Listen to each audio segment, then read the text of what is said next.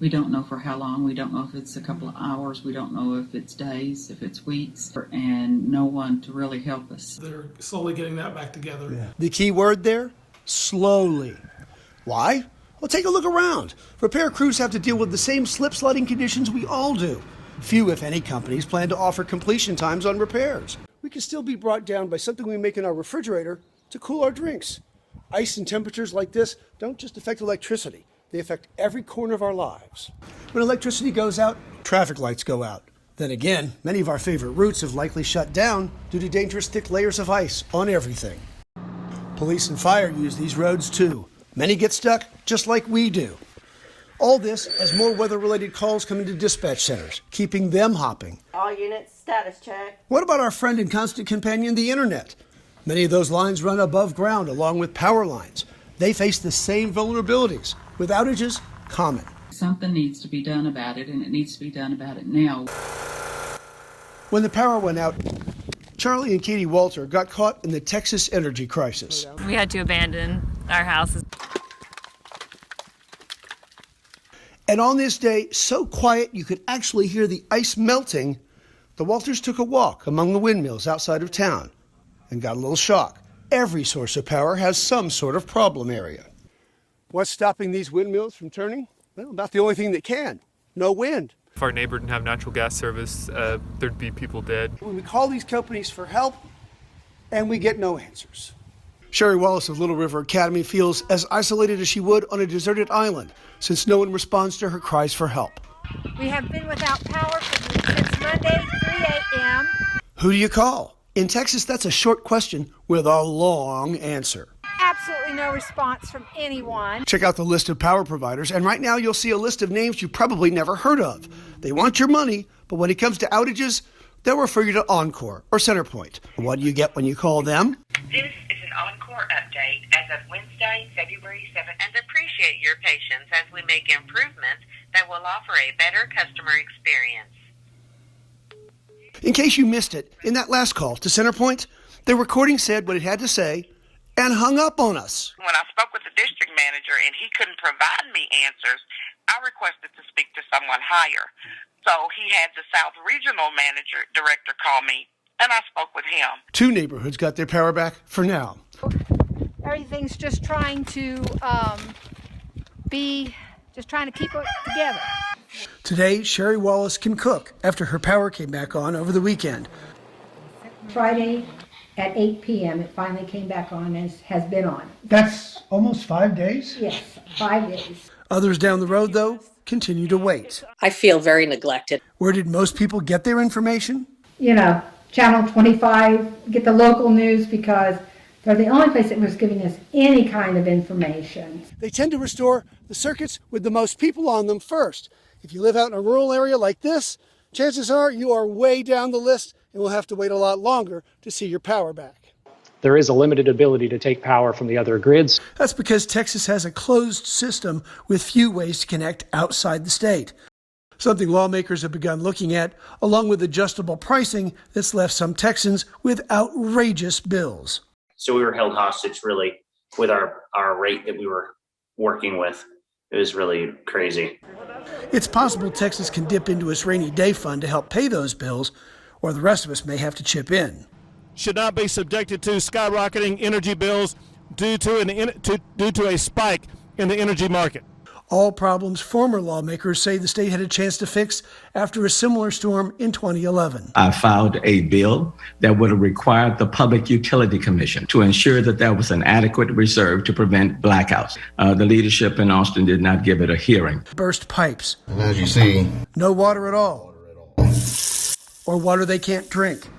Customers want answers and still have trouble getting them. I know they could cut off my power if I didn't pay my bill individually, but they seem to not be able to turn us on individually. So can Texans sue ERCOT for their loss of power? In review of a 2016 lawsuit, the Texas Supreme Court will decide whether ERCOT has so-called sovereign immunity, something which would protect it from lawsuits. Until then, we're long on promises and short on answers. but we'll keep pressing to get them. This time, the deep freeze turned the market around quicker than a Texas two-step, leaving folks like Williams with a bill more like college tuition. And we should have seen it coming. Krista Castaneda, a Dallas-based engineer and attorney, deals with court matters involving the energy industry every day. The weather storm combined with a monumental failure to figure out how to adequately ensure the reliability of our electric grid, combined with some missteps of the few regulators that we do have, is going to present a cascade of failures, not only the deaths and the property losses and the losses we've already seen, but failure after failure of the companies that are on the grid. Brazos Electric Co-op declared bankruptcy to reorganize its debts. Meantime, Potomac Economics, hired to keep an eye on ERCOT, says it left its sky-high rates in effect for too long, and says it owes ratepayers a $16 billion refund. The next day, the Texas Public Utility Commission declined to order the rollback. By that time, Commission Chair Deanne Walker had walked away from the job.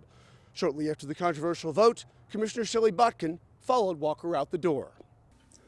The last commissioner standing, Arthur DeAndrea, faced a Senate hearing on the disaster, stopping just short of calling Lieutenant Governor Dan Patrick a liar. The new PUC chair claims the rollback would create so-called unforeseen circumstances in the market. That order can actually be undone to where all of the transactions that traded for a period of time are settled at a lower amount, and some of these losses can be just paper losses. It happens all the time on Wall Street. But in just about every case, somebody eventually pays, whether it's some hapless investor looking for a quick buck or everybody that draws from an electric meter in Texas, and even those that don't. The losses that the electric generation companies and the distributors incur are going to get passed along to consumers. Undoing it with money from taxpayers makes Williams' $17,000 bill our $17,000 bill. But it doesn't end there. Economically speaking, this has all happened before, but with a different kind of energy. In the 1970s, Arab countries cut off America's oil supply, eventually sending gas prices, which sometimes you can find for 25 cents a gallon, up about 400%. They left it set at that level for too long, resulting in $16 billion of extra charges that frankly shouldn't be there. $16 billion. The bill for just a few days, that's more than all of us spent on energy for all of 2020. Why? That's the way free markets work. Scarce resources demand top dollar. Who gets rich and who gets ruined? That's really the question. We'll all get a little freezer burn, paying for recovery from the deep freeze. I think we need a much more comprehensive approach to how we manage our electric grid. Because right now, just about every Texan that can fog a mirror will get stuck paying for this crisis through higher rates and possibly higher taxes. If we had a competent regulatory body sitting over this all, would have been figured out. We would not have been in this hole. We need a comprehensive agency to figure out what went wrong, what could go wrong, and look around the corners. Because somebody needs to be looking out for all Texans so that we don't have a failure like this again. No agency exists that has the scope of authority that I'm suggesting we need in order to prevent another failure like this. I just changed out a transformer. Ryan Sabatini plans to go boldly into the eye of the storm brewing over the Texas deep freeze. Sabatini wants to set things right. Behind every electric company stands an army of utility linemen. Historic freezes and hurricanes and all this stuff, and you got to be out there in it. Yeah. I mean, okay it's with that? Yeah, I don't mind the weather. It's a big danger being a lineman, and the first thing we always talk about before we even start any job is planning the job and safety. Because this job has no margin for error. One wrong move, and the juice in the power lines could fry Sabatini like a chicken. Climbing these poles takes a lot of upper body strength and a sense of balance that would make a yoga instructor proud. Is the danger part of the attraction? A little bit, yeah. I'd have to agree with that.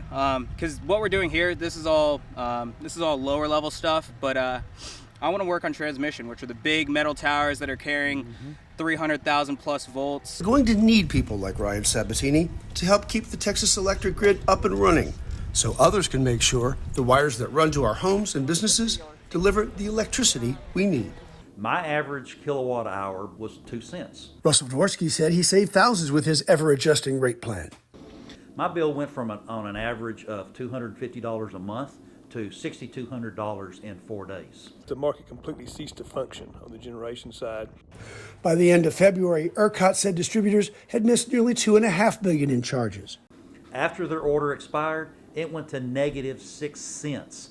That is not the natural cycle of ebb and flow and supply and demand. That is an artificial manipulation of the market. Lots of folks, including the watchdog that oversees ERCOT, called for a rollback of billions worth of charges. The governor says he wants this disastrous situation fixed. But on the other hand, his handpicked people say rolling back any of the so-called overcharges could seriously harm the electricity market. It started a fight over protecting customers or power companies and Wall Street that shows no signs of an end in sight. If a drunk driver goes down the road and kills somebody, he's charged with manslaughter.